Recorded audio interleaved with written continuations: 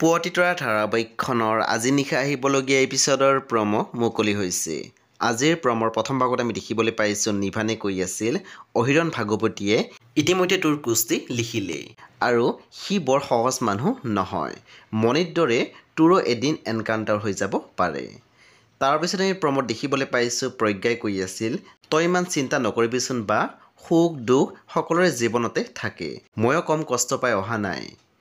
তাৰপিছত আমি প্ৰমত দেখিবলৈ পাইছোঁ পুলিচজনে কৈ আছিল থানাখনত কিবা এটা হৈছেহি নেকি, ইফালে আপুনি মন মাৰি আছে, সিফালে আকৌ সিজনী মন মাৰি আছে, কিবা এটা কৰিবলৈ ক'লেও নকৰে। সেই বন্ধু বান্ধৱীসকল আজি নিশা 9 বজাত ৰং টিভিত আহিবলগীয়া পুৱতিতৰা ধাৰাবাহিকখন খুবেই বেছি ইণ্টাৰেষ্টিং হ'বলৈ গৈ আছে, সেয়ে আপোনালোকে চাবলৈ একেবাৰে নাপাহৰিব। পৰৱৰ্তী আপডেটৰ বাবে আপোনালোকে মোৰ চেনেলটো ছাবস্ক্ৰাইব কৰি কাষত থকা বেল আইকন টিপি দিবলৈ একেবাৰে নাপাহৰিব আৰু প্লিজ আপোনালোকে মোৰ ভিডিঅ' এটা লাইক কৰি দিব।